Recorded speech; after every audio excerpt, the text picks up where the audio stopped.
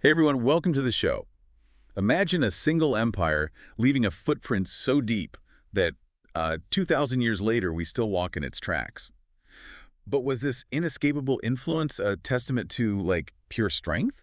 Or maybe something more complex? That is the really compelling question, isn't it? It's what Aldo Cazzullo tackles in the Neverending Empire, how ancient Rome ruled the world and still shapes our lives. Exactly. So today, we're diving into this history book. It masterfully reveals the Roman Empire's astonishing and ongoing impact.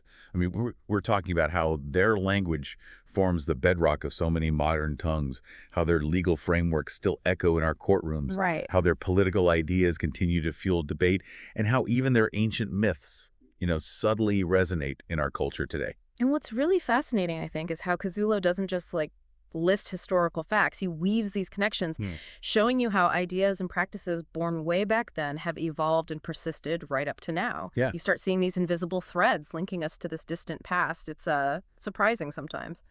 Definitely. One thing I really appreciated was the exploration of Roman myths and values. These weren't just, bedtime stories. They were powerful narratives.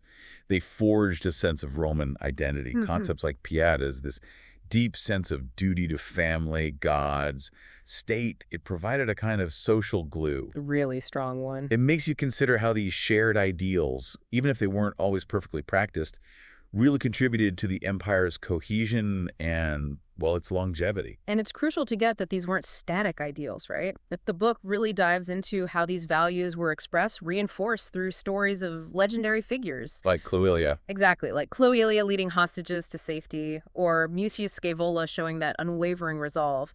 These weren't just tales of individual heroism. They embodied the Roman ideal civic virtue, sacrificing for Rome. Okay, and here's where it gets really interesting for me. The book also shines a light on the challenges Rome faced. And these issues feel strikingly familiar. Oh, yeah. Like what? Yeah. Well, think about managing vast migrations, integrating diverse cultures into one society, the constant pressures of defense, warfare along those huge borders. Constant pressure. It really brings home the idea that even this seemingly invincible empire grappled with complexities we still deal with today. That's such a key insight. While the Romans certainly had a strong sense of their own superiority, the book points out their approach to incorporating conquered peoples was often surprisingly pragmatic. Pragmatic how? Well, they weren't driven by a rigid concept of race like we might think of it today. Instead, they often extended citizenship, offered pathways for people from totally different backgrounds, Gauls, Syrians, Egyptians, to become Roman. Right, integration, not just conquest. Exactly. And this ability to absorb and integrate diverse talents and resources was arguably a cornerstone of their enduring power.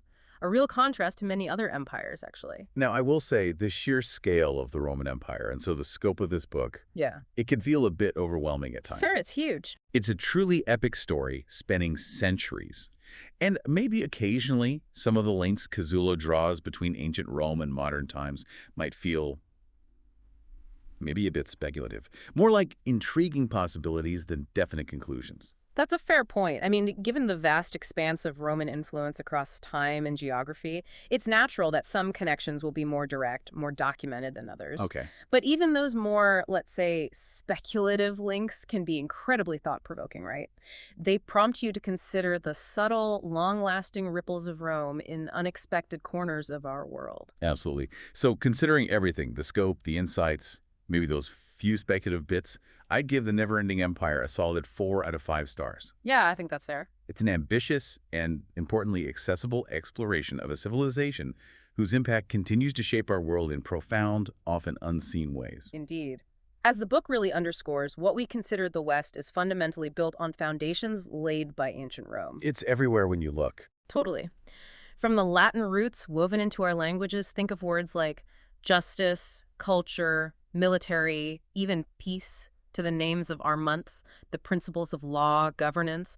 Rome is just inextricably linked to our present. Okay, let's unpack that foundational aspect a bit more. The book gets into the creation myths, particularly Aeneas in Virgil's Aeneid. Right. This wasn't just an origin story, was it? Not at all. It was a a carefully crafted narrative designed to give Rome this prestigious lineage, connecting it back to legendary Troy. Right, giving them pedigree. Exactly. And what's significant about the Aeneid, as Cazzullo highlights, is how it presents Aeneas. Sure. He's not some wily trickster. He's defined by duty, responsibility. Apiphium, He sacrifices his own desires. for the perceived greater destiny of Rome. Yeah.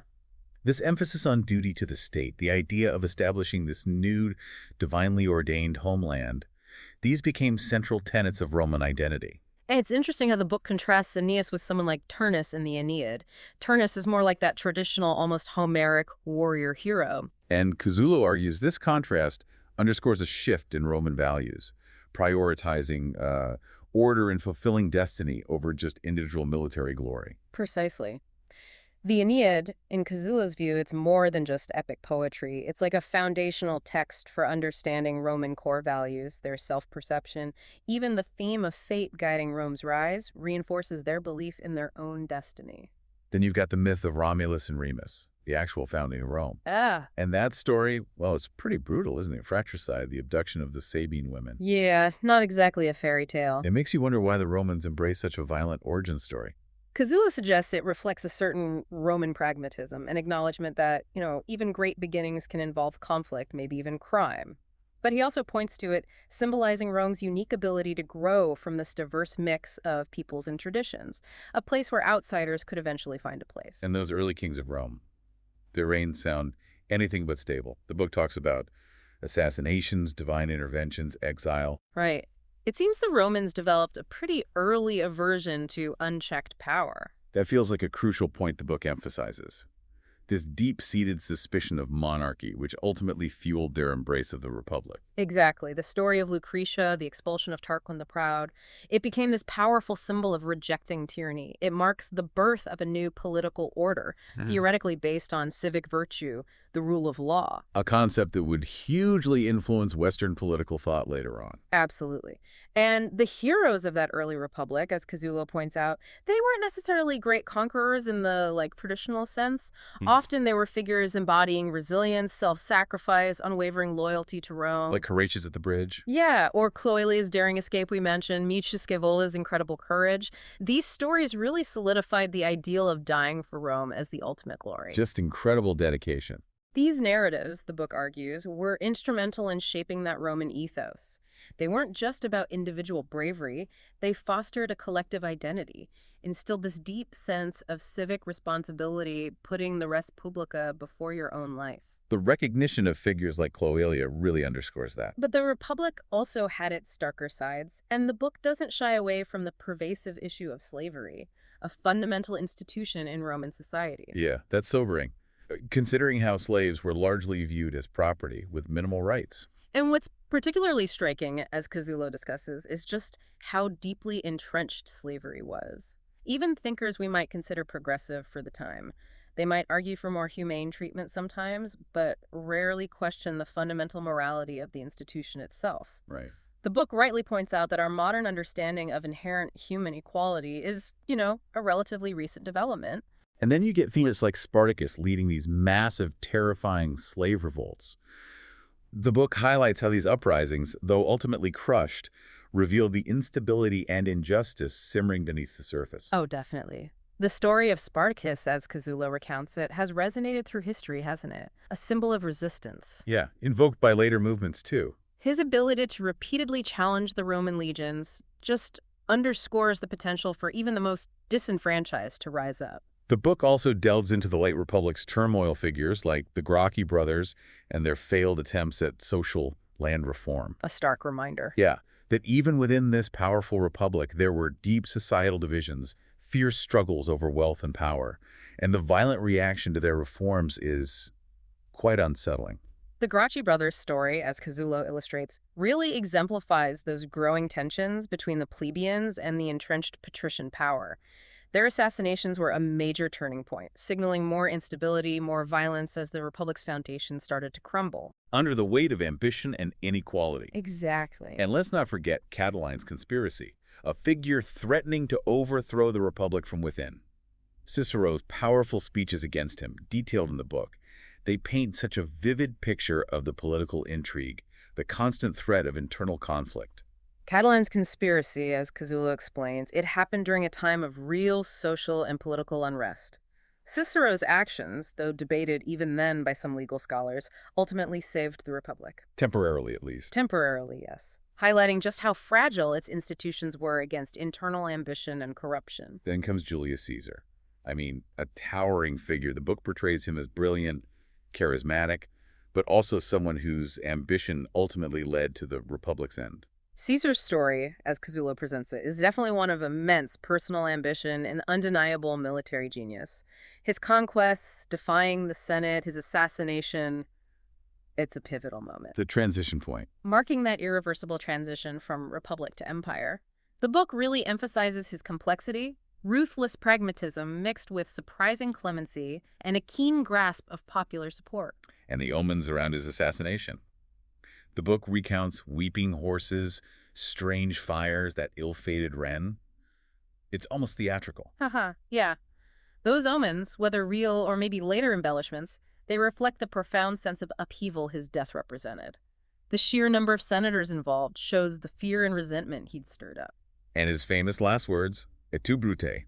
Though Cazzullo notes we can't be totally sure he said Okay, right, debated. They powerfully capture that sense of betrayal. Mm-hmm. And being killed at the foot of Pompey's statue? Talk about symbolism. That image, as the book points out, carries such historical irony given the whole Caesar-Pompey relationship. The aftermath, Mark Antony's eulogy, the public grief it shows Caesar's impact, and the power vacuum left behind. Paving the way for his adopted son. Augustus, who the book really credits as the true architect of the empire. A very different leader than Caesar, wasn't he? Yeah, more strategic, less outwardly flamboyant maybe, but incredibly effective. Cazzullo portrays Augustus as more politically astute, more pragmatic, maybe not Caesar's equal as a military commander, but brilliant at delegating, like, to Agrippa, Maecenas. Smart. He skillfully managed that tricky power transition, keeping the appearance of the Republic while cementing his own authority, laying foundations for centuries of imperial rule. And his mastery of propaganda was amazing. The book discusses how his image, his own narrative of achievements, the res gesti, became ubiquitous, shaping public perception. Oh, absolutely. Augustus understood the power of image and narrative.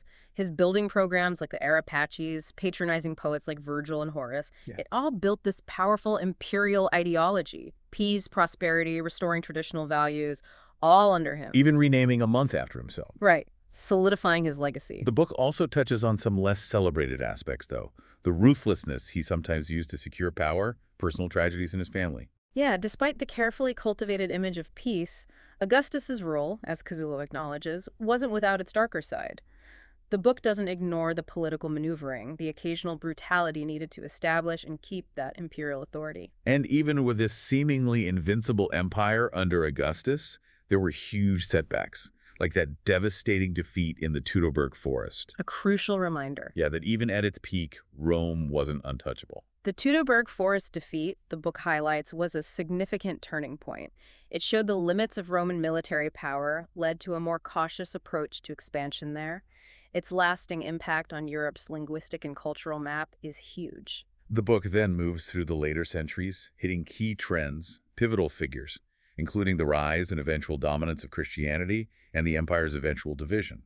Cazzullo explores how the empire's own infrastructure, its interconnectedness, paradoxically helped Christianity spread even during persecutions.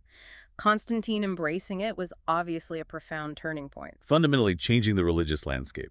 And having huge political and social consequences for Europe's future. And the eventual decline and fall of the Western Empire. The book presents it less as a sudden collapse, more a protracted process. Internal weaknesses, increasing external pressures. Right. The book emphasizes that the traditional date, 476 AD, wasn't necessarily seen as this catastrophe by people living then.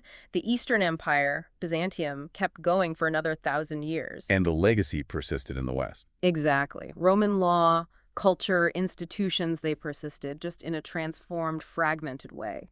It's truly fascinating how the book traces Rome's enduring influence through later empires, right up to the modern era, even the United States. That persistent desire to claim Rome's mantle, as Cazzullo shows with tons of examples, speaks volumes about its prestige, its perceived legitimacy. Charlemagne, Napoleon, rulers consciously looked to Rome as a model. A source of inspiration, or maybe just bolstering their own authority. Both, probably. And it's not just politics and military stuff, is it? The book also explores Rome's impact on art, literature, architecture, even our entertainment. It's Yeah. amazing how often ancient Rome pops up in movies and books. That enduring fascination, as Cazzullo discusses, it reflects Rome's dramatic history, its larger-than-life figures, those timeless themes, power, ambition, love, betrayal. From ancient epics to modern blockbusters, Rome just keeps captivating us. The book concludes by reflecting on why Rome still holds such significance, arguing that despite its flaws, its eventual decline, Rome left this powerful, enduring legacy ideas, values, institutions that still shape our society's laws, ways of thinking. Ultimately, as Cazzullo suggests, the very idea of Rome, this vast, interconnected world governed by law, striving for peace, it continues to resonate. Even if no modern nation is its direct successor, its influence is foundational to Western civilization. Well, if this deep dive into the Roman Empire has sparked your curiosity, be sure to like and subscribe for more explorations of fascinating topics like this one. You can find a link to purchase The Neverending Empire on Amazon right there in the description below. Yeah, thanks for joining us on this journey through the rise and, well, the enduring power of Rome. We'd really love to hear what your favorite moment or maybe a surprising takeaway was from this discussion. Let us know. Share your thoughts in the comments below. And don't forget to share this deep dive with anyone you think might find it interesting.